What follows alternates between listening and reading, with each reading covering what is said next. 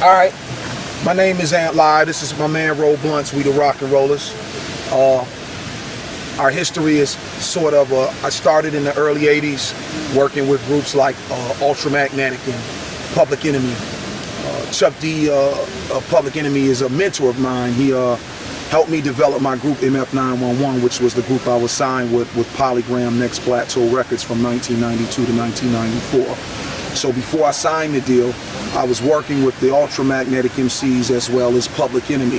Ultramagnetic MCs are the one who got us a deal with Eddie O'Loughlin, the president of Next Plateau, and at the time London Polygram Records.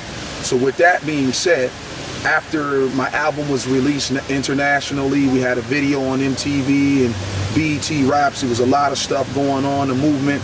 And the record company really didn't promote the business. I mean, you know, promote us properly. But what went on is, by me having the opportunity to have a record deal, I was the only artist in Detroit, Michigan, USA, to have a hip-hop record deal. I was one of the first acts. Me and my group MF911 was some of the first guys to have a major record deal out of Detroit, Michigan. So what that did is it helped develop my brand and what I was trying to create. And from there I went to radio, FM 98 WJLB in Detroit, Michigan, which was like number 3 station at the time. And I just did some co-producing, working with this guy named Bushman. And from there I ran my studio and I produced for everybody from the likes of, I've worked with the likes of Jay Dilla, a legend. I've worked with the likes of Public Enemy, LL Cool J, Ghostface Killer, Scarface, and these are different artists that I've worked with throughout the years. So since the radio and since developing my brand within my studio and engineering and everything, I've had a couple little independent deals, but the main focus at this point in time is this RocknRollas project, which started about a year ago, and it was developed with me and my man here, Roll Blunts. Hi, cool. Roll Blunt career, not as exciting as Ant Live's due to various legal issues.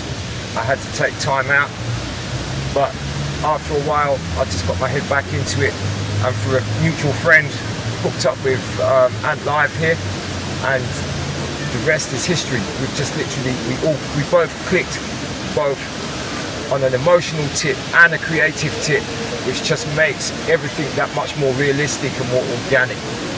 Definitely. It's one of these projects that you have to go with the flow. You can't stop and start. It's a roller coaster. You know, 1 minute it's up, next minute it's down, but it's all good fun though. It's all good fun, and we're just here, just about to introduce real hip hop back to the masses, and that's what we're about. And the part that Roll plays with me, like he was, I'll elaborate a little.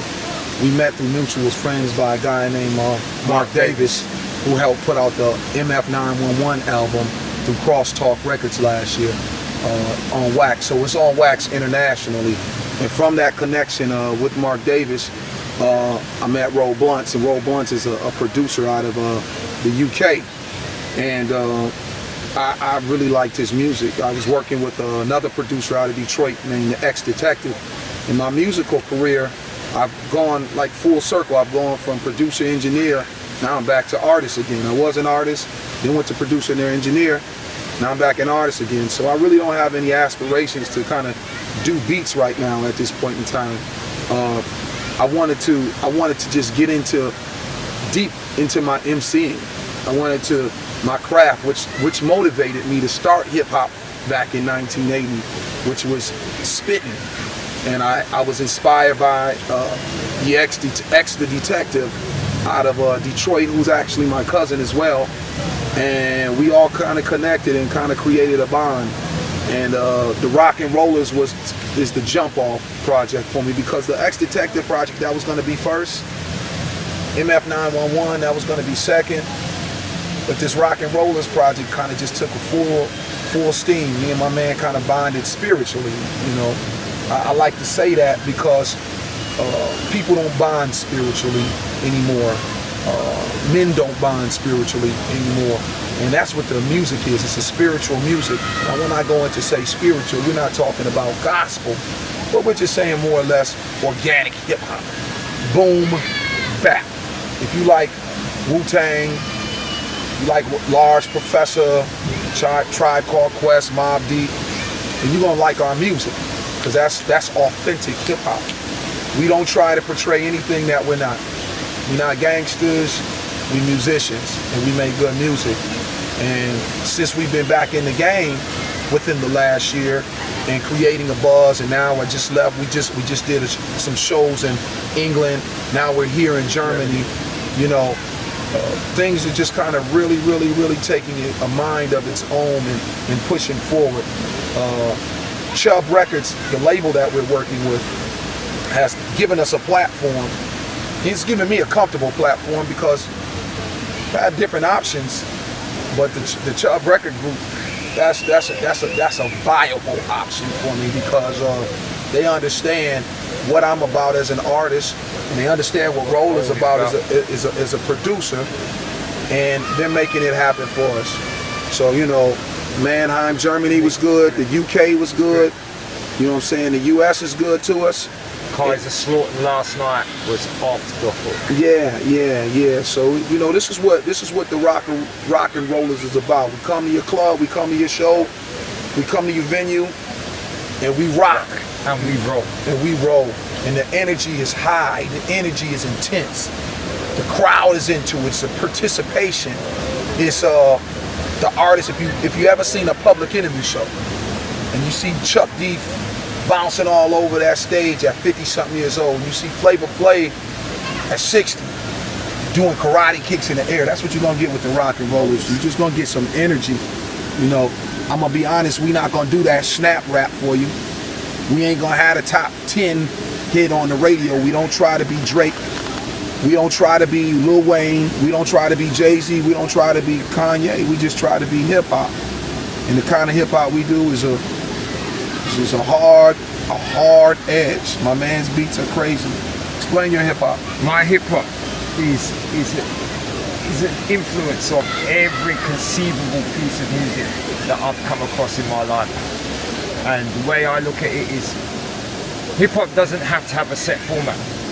To me, hip hop is a way of life, it's a culture. That's where a lot of people are making mistakes now. They're not looking at it the way that we look at it, if that makes sense to you. I just think we're just making good music, and I just go with the flow. That's me. I will go with the flow. As soon as I hear a sample or a piece of music that I'm feeling, that's it. I'm in the lab, and the next beat's coming up.